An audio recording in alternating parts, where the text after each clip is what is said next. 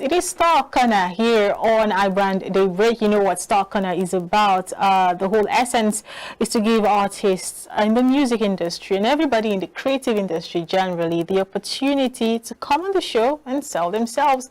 And the first star shining with us this morning is the Beat Handle. He's a music producer. He's done so well for himself. Hi, good morning. Good morning.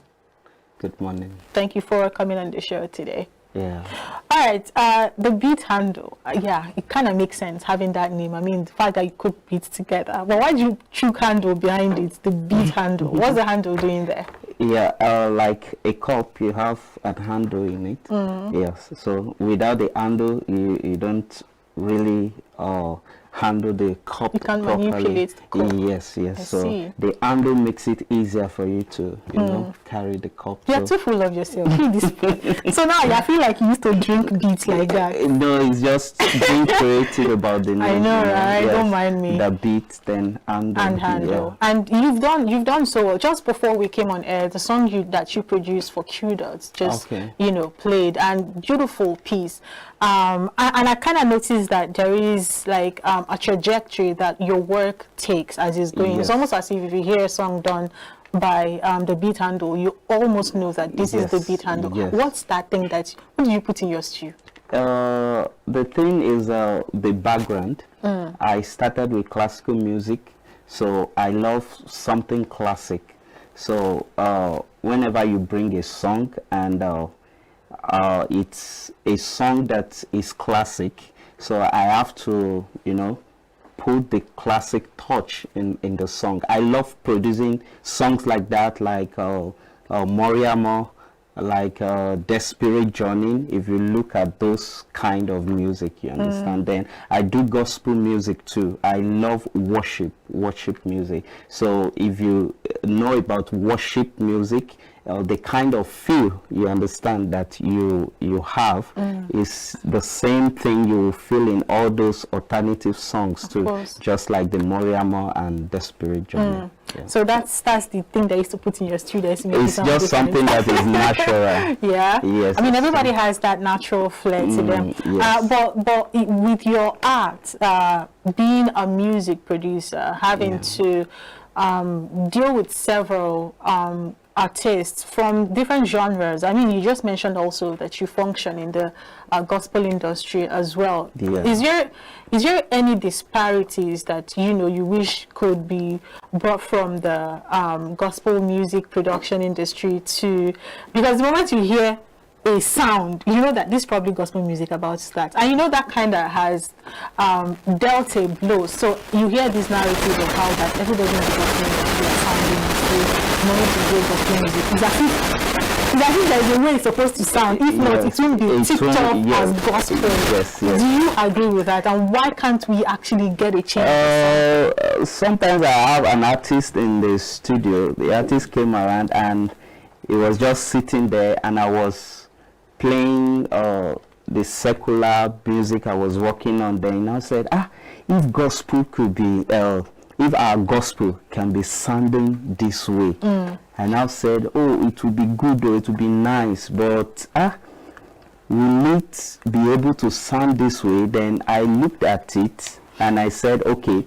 for example, there are some because in gospel music too, you have praise, you have different styles, you understand, of music. There are some music that you have to bring in the local percussions, the gong, omele and all that. Then we have praise, we have high worship and all that. I think is the approach to all these things and the texture of how those instruments should sound. For example, you are working on a secular music.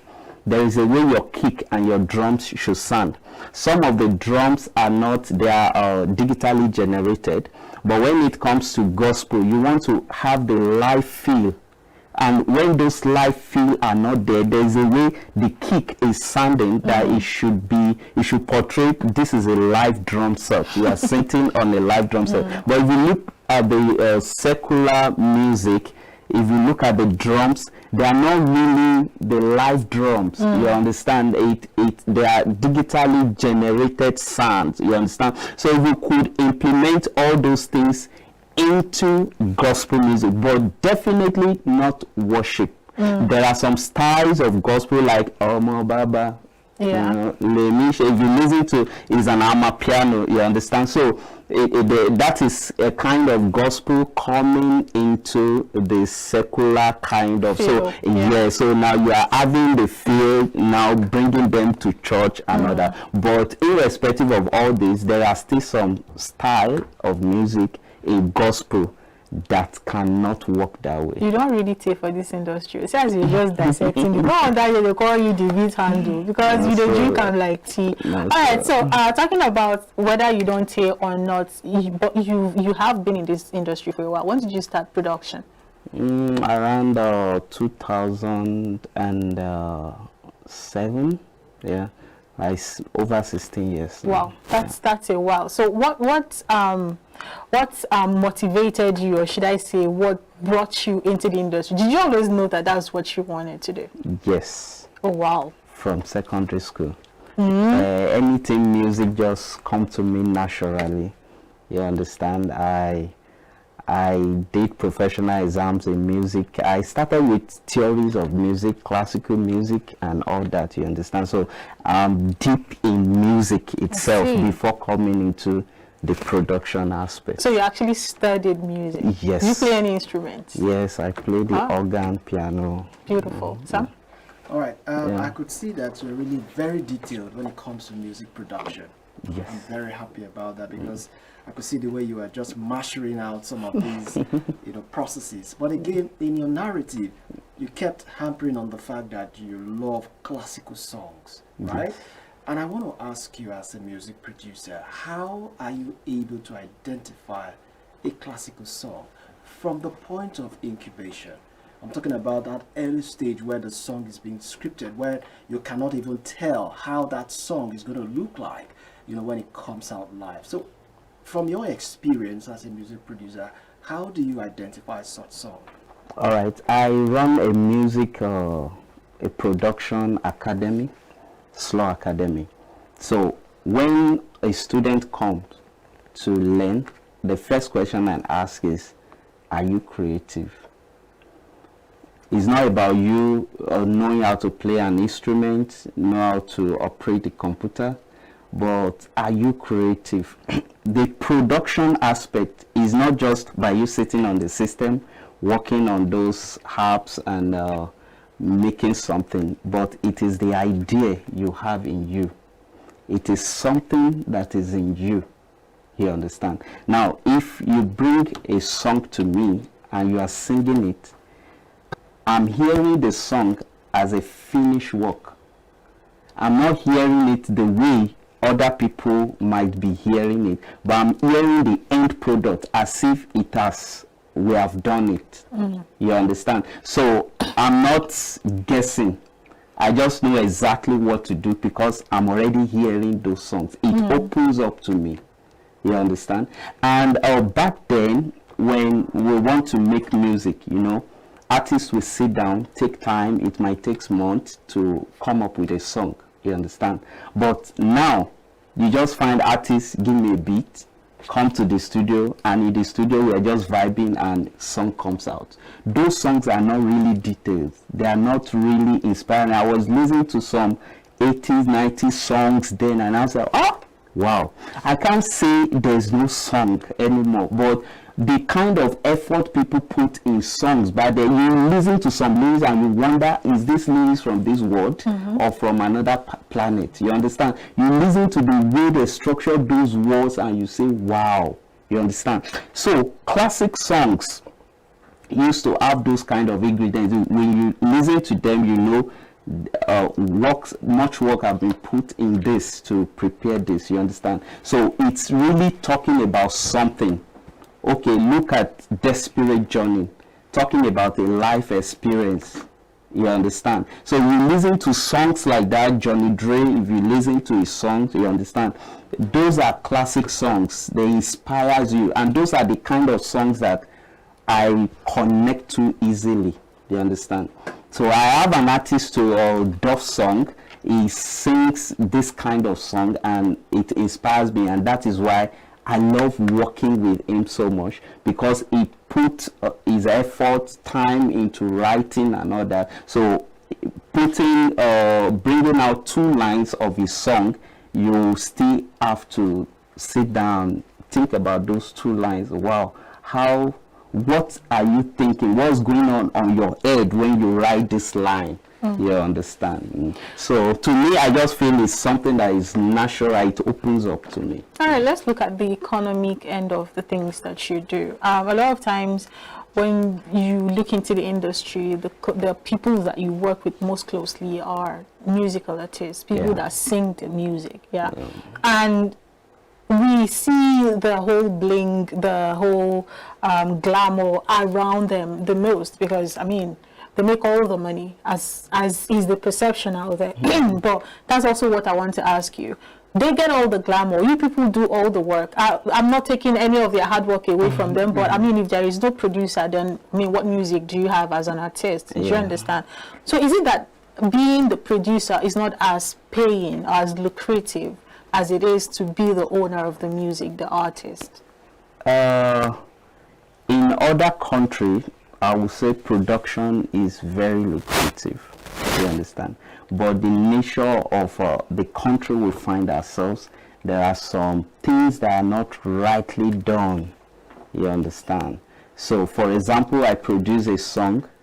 The artist should not just pay me off.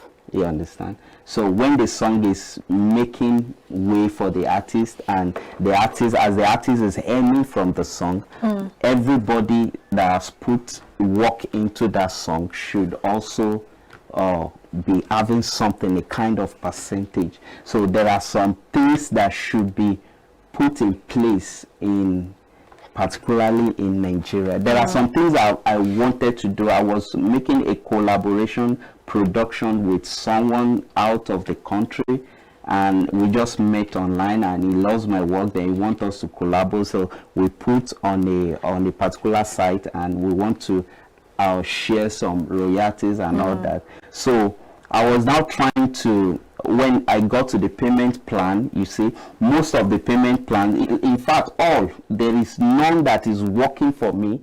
And we tried all means, and at the end, the guy just said a statement and said, you are in a bad country. You understand? So I think government should do more in this area. That's just what I can say.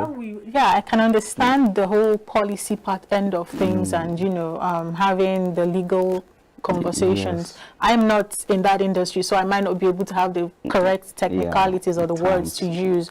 But what about in the place of your negotiation with these artists? Don't you think that is also part of what you should negotiate for? So as prices are increasing and you're renewing your rate card, shouldn't there also be like a clause under it? So this is what if you want to work with me, this is what it has to be. I have to earn royalties. You don't just pay me off and go, because it is not only even just for producers. It works only not or just only in the music industry, but even in the music industry, in the comedy industry. People write jokes for you, and that's it. We don't even know that it's somebody that wrote it for you. You just come and deliver, and it becomes your joke, and the person that wrote it is languishing. In the movie industry too, you see a lot of the veterans who made us laugh or made our childhood amazing, and today they cannot afford food. Why? Because royalties is not a thing that is properly enshrined as it is. So even while we wait for the people that should enshrine it to do the right thing, do you not have the liberty or the right to add it to your own personal terms and conditions, right? Definitely. You can. You can walk in that direction. An artist bring a song. But first of all, an artist bring a song. There are some funny artists. There are some very bad songs. Number one, you have to believe in the song, because right from the studio you can even have an idea if this song is going anywhere. You understand? Do you usually tell them? Yes, I do, because I don't like artists wasting. I'm not just about the money. You understand? I'm about his career. But at the other way, I don't want to discourage. You understand? Sometimes people have the passion to do this thing, and but they are not grounded enough to do it. So it takes process, it takes time. Rome is not built in a day. You have to follow some process, and you put your heart to learning. You understand? So when you come and I see the way you are performing, I'll tell you, don't just believe you are still in that process. You understand? Come to the studio, record, but don't expect anything from this, but you are learning gradually. So with time, most of those artists, I see them improving. Some improves, you know. When they come back for the next song, I see a kind of improvement in them. So when you have a good song like that and you see, oh, this song has a future, you understand, you can prepare a document like that. And you know, when you are preparing a kind of document like that, it has to be an agreement. It's not just you. So it depends if the artist is willing to, you know, go into, sign into that kind of contract. Fine, you can. All right. I wish we can continue actually having this conversation, having so much fun talking to you, but this is where we have to end it. Thank you so much, the Beat Handle. Before I let you go, what are your social media handles, or how can people reach out to you? It's just at the Beat Handle, all social media, Instagram, Twitter, Facebook, at DABEAT HANDLE. The Beat Handle. Go ahead, follow at the Beat Handle, send him a DM. He is open to work and work. That's all he does. And of course, go ahead, check out his production, his works. They are all out there on the internet. He's open to collaborations, right? Yes. Of course, go ahead and then cook up something really nice. Once again, thank you, the Beat Handle, for coming. For having me. Ivan, Daybreak, Star, Connor. We'll have someone else join us to shine. Don't go. Stay with us.